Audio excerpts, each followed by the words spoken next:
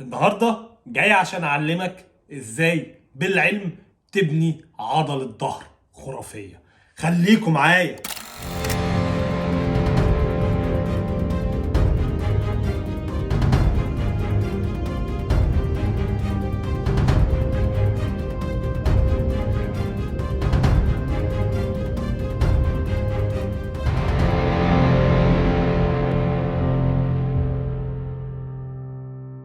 ليكم في فيديو جديد من فيديوهات دولاس فيتنس جايد.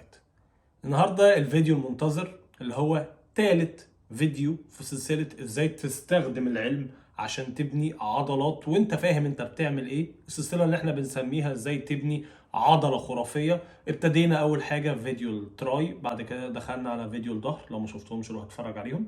وتالت فيديو معانا النهارده وده من طلبكم هو عضلات الظهر. معلش اعذروني، انا هبقى في الريتم بتاعي، ممكن اكون هادي شويه، مش قادر اتكلم بالطبيعه بتاعتي عشان انا عندي كورونا وتعبان جدا. فحاول قدر المستطاع ان انا يبقى عندي الطاقه ان انا اوصل لكم اللي انتم محتاجين تعرفوه كله النهارده ان شاء الله. فلو انت جديد ما شفتش السلسله ارجع شوف الفيديوهين اللي فاتوا، استنى معانا في الفيديو ده، اعمل لايك دلوقتي، وهستنى كومنتاتكم وارائكم على الفيديو دوت، وقولوا لي بعد كده يعني قد ايه الفيديو ساعدكم ان انتوا تغيروا تمرين الظهر بتاعكم.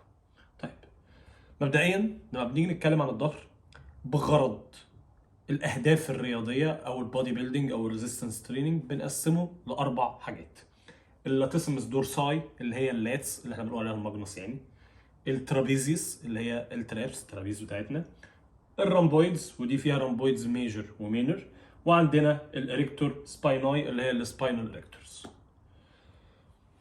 لما بنيجي نمسك اي حاجه في السلسله بتاعتنا دي بنبتدي اول حاجه نوضح هي موجوده ليه، اللي هي الفانكشنز بتاعتها، خصائصها، وظائفها. لما بتبتدي تفهم الفانكشنز بتاعتها دايما زي ما بقول لكم، عشان تخلي اي عضله في الدنيا تتطور انت بتحط عليها حمل او ريزيستنس وهي بتقوم بالفانكشن بتاعها. يعني لو احنا بصينا على اللاتيسمس دورساي وللاختصار هنقول اللاتس. لو احنا بصينا على اللاتس ليها هدفين: هي الشولدر ادكشن ان هي تخلي كتفك يقرب من جسمك، وتاني حاجه الشولدر اكستنشن. لما هتفكر في الكلام ده بالعقل بص على اي حركه بتستهدف اللات، ولنفترض مثلا ان انت بتلعب سحب امامي لات بول داون مثلا، ايدك بتتفرد لفوق اكستنشن وبتحصل ادكشن، بتقرب بكتفك وكوعك في اتجاه جسمك اهو. ده اللي بيعمل اكتيفيشن لللاتس. ليه؟ لان انت حركت العضله في المدى الحركي بتاعها الصح، وهي بتقوم بالوظيفه بتاعتها الفانكشن بتاعها وانت حاطط عليها حمل. تمام.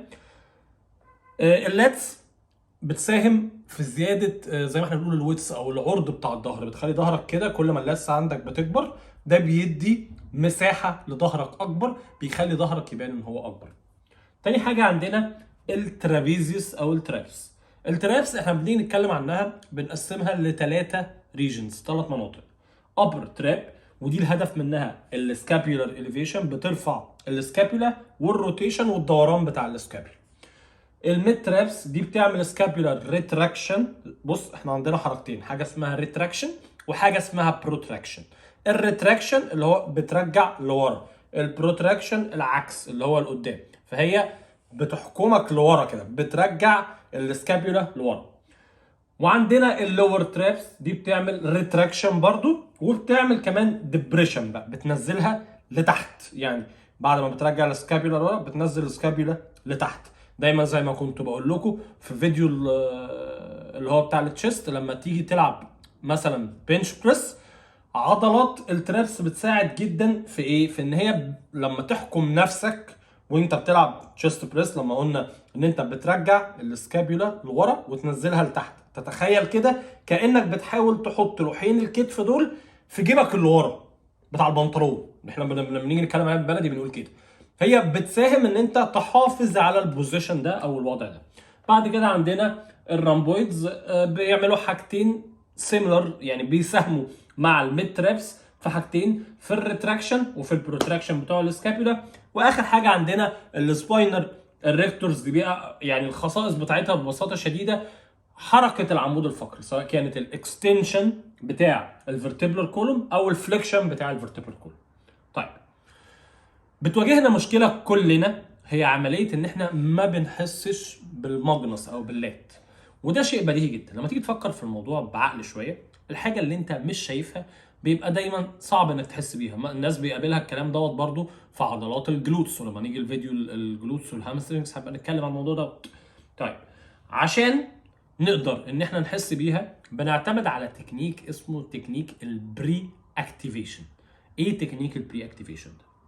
بعد ما بتسخن كويس جدا الابر بادي بتاعك وتبقى مستعد ان انت تتمرن اول زاويه هتلعبها، قبل ما تلعب اول زاويه بنحط الزوايا بري اكتيفيشن. وخلي بالكم في الفيديو دوت ان شاء الله النهارده انا ما قلتهاش في الاول بس بقولها لكم اهو، في اخر الفيديو هنمسح السبوره دي كلها وهحط لكم سبليت للظهر مقسوم على يومين.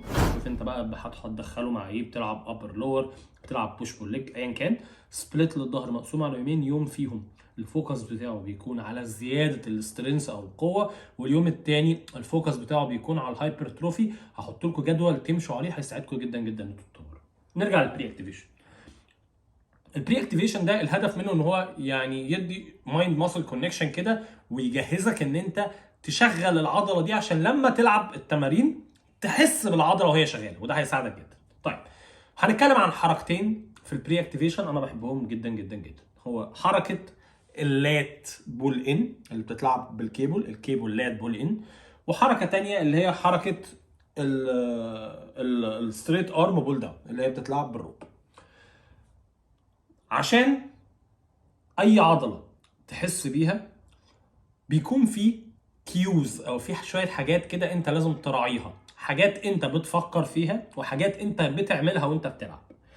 دراسه اتعملت سنه 2009 قالت ان الكوتشنج كيوز ساهمت جدا جدا جدا في زياده الاكتيفيشن بتاع عضله اللات لما البني ادم ابتدى ان هو يتمرن بعديها تمارين اللاتس.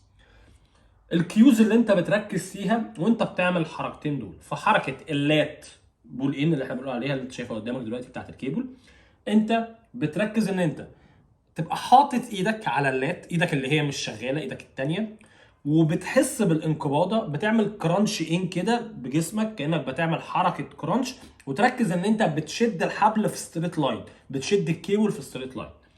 فالحركه بتاعت الستريت ارم بول داون بتركز ان انت كوعك يبقى قريب من جسمك، بتركز ان انت كانك بتشد الحبل في اتجاه الكوادز، في اتجاه رجلك الاماميه، وبتبقى مايل بجسمك قدام شويه. على فكره الحركتين دول ما بتلعبش باوزان تقيله، دول اكتيفيشن، بتلعب بوزن مش تقيل، وزن تحس فيه بالعضله، عدات كتير. الهدف منهم 3 سيتس ولا حاجه، الهدف منهم 3 مجاميع، الهدف منهم ان انت تحس بالعضله قبل ما تبتدي تمرينك. لما بنيجي نمسك الظهر انت عندك حركتين او 2 بلين اوف موشن، يا اما فيرتيكال بول يا اما هوريزونتال بول، يا اما سحب افقي يا اما سحب راسي. فحركات الفيرتيكال بول الحركتين المين او الاساسيين هو حركه البول اب اللي هي العقله، وحركات اللات بول داون بقى ايا كان شكل القبضه، وبتشد ورا ظهرك ولا قدام ظهرك، هنتكلم في الكلام ده دلوقتي. ايا كان شكل القبضه هي حركه لات بول داون. فحركات الهوريزونتال بول هي حركات الرو ده بالدمبل بالبار بماشين باي حاجه، هي حركه رو. هنيجي نتكلم اول حاجه على الفيرتيكال بول. اول حاجه في نقطه لازم تبقى فاهمها كويس قوي، الفرق ما بين البول اب اللي هي العقله والفرق ما بين حركات اللات بول داون. في ناس متخيله ان في افضليه لحركه عن الثانيه في تشغيل اللاتس، والكلام ده مش صح. دراسه اتعملت في سنه 2013 لقوا ان نفس الاي ام جي اكتيفيشن بتاع اللات، نفس درجه تفعيل اللات، لكن مع فرق واحد، هو ان في حركات العقله او البول ابس بيبقى في تشغيل لعضله البايسبس بشكل اكبر. فلو انت هدفك ان انت تركز شويه بشكل يعني مش دايركت زي ما احنا بنقول على عضله الباي، فحركات البول ابس مفيده جدا ومهمه جدا. طيب، لما نيجي نلعب حركات اللات بول داون، ايه الحاجات اللي انت لازم تفكر فيها او الحاجات اللي انت لازم تراعيها؟ اول حاجه عرض المسكه بتاعه القبضه اللي انت بتلعب بيها. لما بتيجي تلعب فرونت لات بول داون سحب امامي، الداتا كلها بتقول ان اعلى اكتيفيشن بيحصل لللات هو 1.5 عرض كتفك، 1.5 عرض مساحه الكتف او حجم الكتف. طيب في ناس بتتكلم على الفرق ما بين القبضه العاديه والقبضه المقلوبه، الاوفر هاند والاندر هاند او البرونيتد والسوبينيتد. القبضه الاوفر هاند اللي انت بتمسك فيها البار كده، دي الاكتيفيشن فيها لللاتس اعلى من القبضه الثانيه. ناس تانية هتتكلم معاك على السحب اللي هو الامامي اللي هو بتسحب هنا عند صدرك من فوق، والسحب الخلفي اللي بتسحب ورا رقبتك. مبدئيا الاكتيفيشن افضل في السحب الامامي لللات، البوزيشن ده او الوضع ده امن للكتف. تالت حاجه افضل واسهل في عمليه البروجريشن لان انت بتقدر تعلي فيه الاوزان اعلى. فلو انت بتقارن فالافضليه دايما هتكون لللات بول داون. فعشان كده التيك اواي اللي انت تاخده من هنا، تمسك البار 1.5 عرض كتفك، الايد البرونيتد الافضل اللي هي كده احسن من السوبينيتد اللي هي الاوفر هاند احسن. واخر حاجه طبعا زي ما احنا قلنا السحب الامامي اللي هو على صدرك من قدام او يعني اللي هو قدام جسمك احسن بكتير من السحب اللي هو ورا رقبتك. طيب لما هنيجي نتكلم على الرو او حركات الهوريزونتال بول، في ناس عندها خلط كبير او فهم خاطئ لموضوع مش عارف هو يعني جه منين اساسا. الناس متخيله ان تمارين الرو زي الدمبل رو او البنت اوفر باربل رو، الحاجات دي كلها ما بتشغلش اللات، ما بتشغلش الماجنس، وده كلام غلط. الحركات دي الاي ام جي داتا بتقول ان هي بتشغل الماجنس، يا اما زي الدراسات بتقول ان هي زيها زي حركات الفيرتيكال بول زي مثلا اللات بول داون، وفي داتا بتقول ان هي بتشغلها اكتر كمان.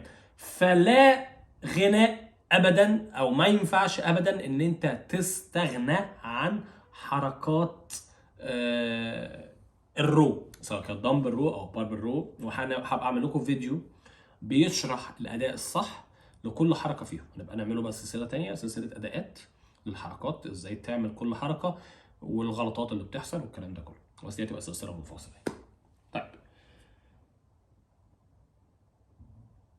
الرو هيساعد، عشان احنا قلنا اولا حركات الرو هتشغل اللاتس وهتشغل كمان معاك الترابيزيوس والرامبويدز، ولما ده هيحصل ده هيساهم ان حركات الروينج هتزود عرض الظهر وهتزود كمان السكنس، هتخلي ظهرك بيف، ظهرك كده مكتل زي ما احنا بنقول بلغه كمال الاجسام. فاذا حركات الرو مفيش غنى عنها. حركات التشيست سبورتد رو لما تبقى قاعد عند ماشين وساند صدرك ومفيش حركه كتير جايه من اللور باك، يعني اللور باك مش فري، يعني ظهرك مش حر زي ما انت بتلعب مثلا حركات الدمبل رو او حركات البنت اوفر باربل رو. الوضع ده بيخلي ظهرك ستيبل اكتر، فمش هيخلي الاكتيفيتي اعلى لللات. الحركات اللي انت ظهرك فيها حر اكتر هي دي اللي بتشغل اللات او الماجنس بشكل اعلى، يعني زي حركات البنت اوفر باربل رو وحركات الدمبل رو، دول هيشغلوا اللات بشكل اعلى من حركه الشيست سبورتد لو انت قاعد كده بتلعب ظهر. وخليني اقول لك كلمتين بالبلدي، مكان ما كوعك بيروح مكان ما بيشتغل. يعني ايه؟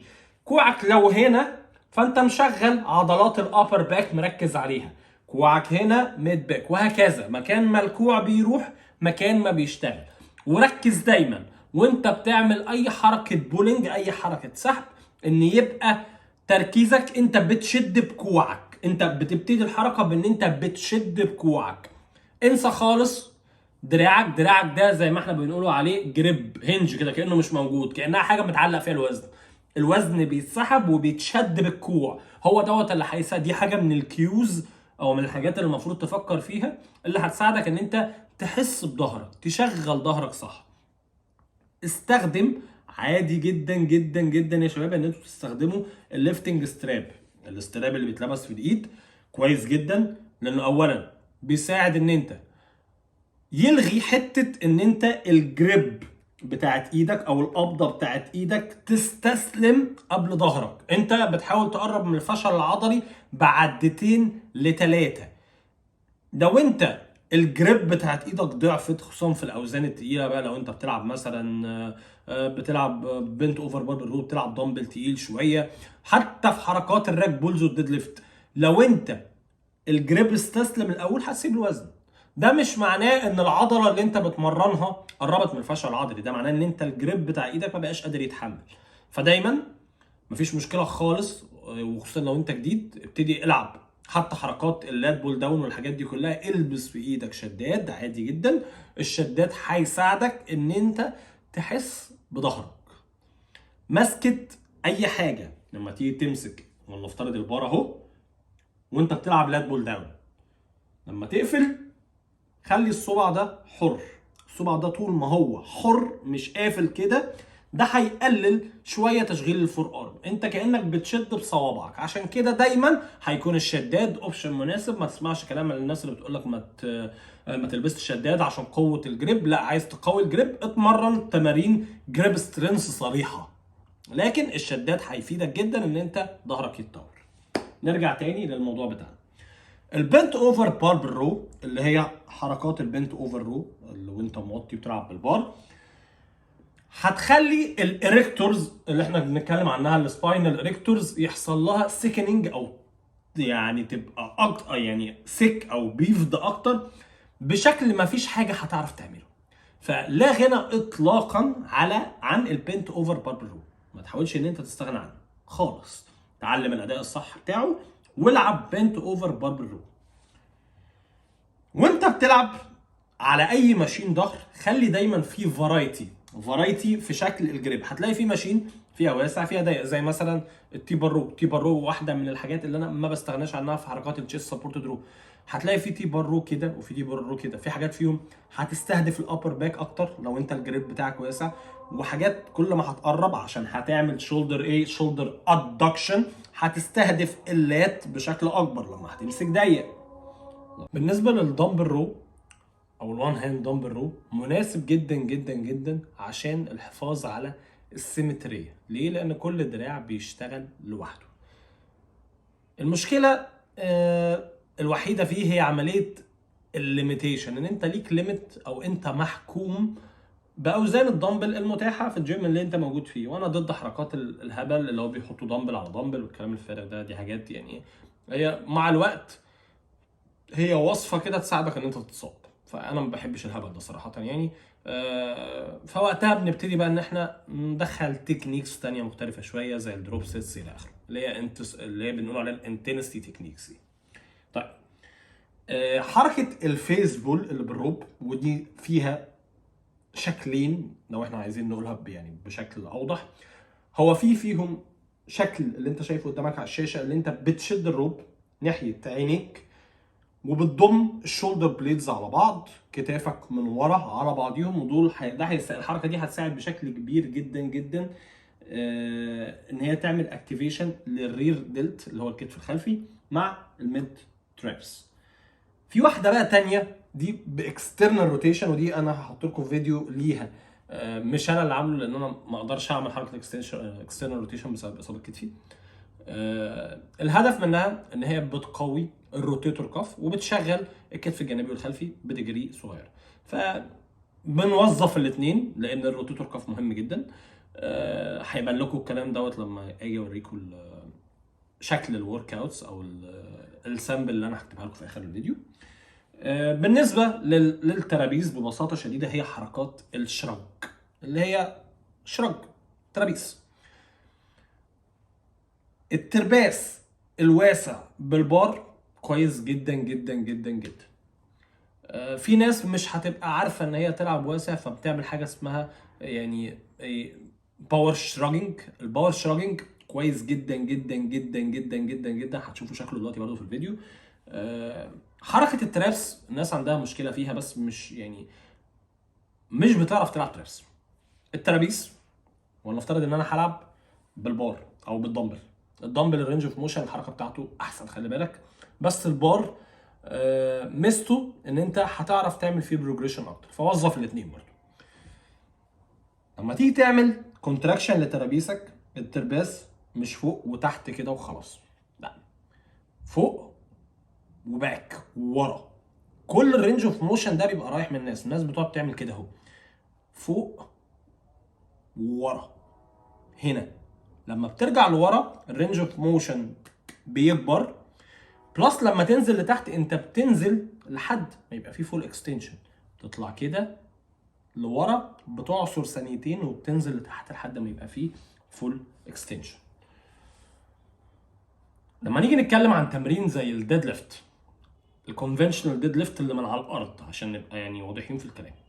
الكونفنشنال ديد ليفت حلو للترابس وحلو للسباينال ريكتورز وكل حاجه، بس مشكلته ان هو بيشغل عضلات رجل بنسبه كبيره جدا جدا جدا. فهو لما تيجي تحطه الافضل ان هو يكون في يوم الرجل. عشان كده التمرين الافضل للترابس وللسباينال ريكتورز هيكون دايما هو الراك بولز. هحط لكم شكل الراك بولز برضو، تمرين قوي جدا جدا جدا. بالنسبه للسباينال ريكتورز بقى، لما نيجي نركز عليها، اي ورك اوت في الدنيا في سكواتس واي ورك اوت في الدنيا في اشكال ديد ليفت هو كافي جدا جدا جدا للسباينال ريكتورز. طيب لو انت عندك حاجه تمنعك من ان انت تقوم بالحركتين دول، يعني انا مثلا ما ينفعش العب باربل سكوات. ليه؟ لان انا كتفي ما بيجيش ورا يعني، فبضطر ان انا العب اشكال تانية من السكوات. بلعب ديد ليفت ماشي. لو انت ولا بتلعب ده ولا بتلعب ده، هتلعب حاجه زي الهايبر اكستنشن اللي على الكرسي بس ويتد. دي هتساهم جدا جدا جدا في ان الاريكتورز تشتغل بشكل كبير، او يعني تتوظف بشكل كبير. لما هنيجي نبص بقى لحته التوظيف او التمرين، اول نقطه لازم نتكلم فيها هو الماسل فايبر تايبس اللي موجوده في الظهر. الظهر عندنا لو جينا بصينا لللاتس او للترابس، الاثنين دول تايب 2 ماسل فايبر، اللي هو بيعتمد على الهيفي ويت، عدات قليله شويه، وزن تقيل.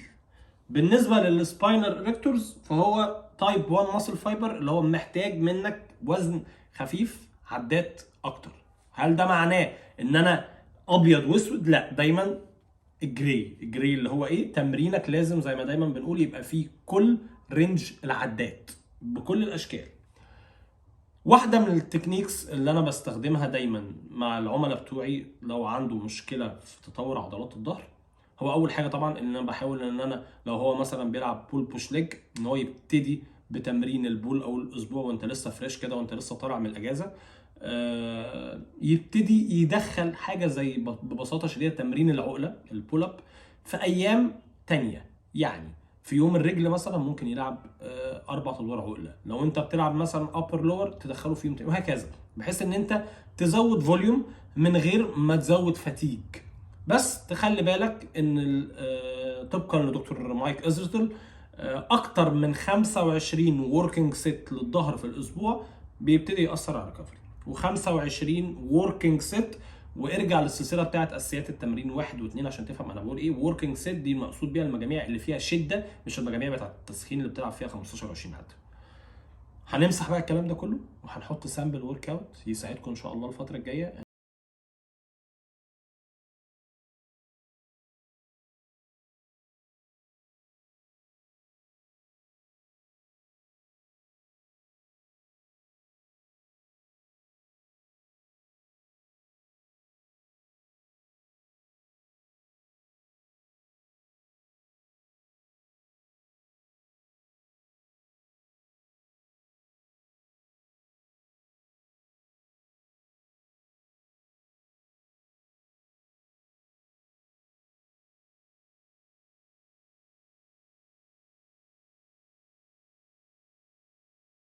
بص شباب، ده كده مثال لتمرين ظهر سامبل تقدروا ان انتوا تطبقوه من 6 ل 8 اسابيع.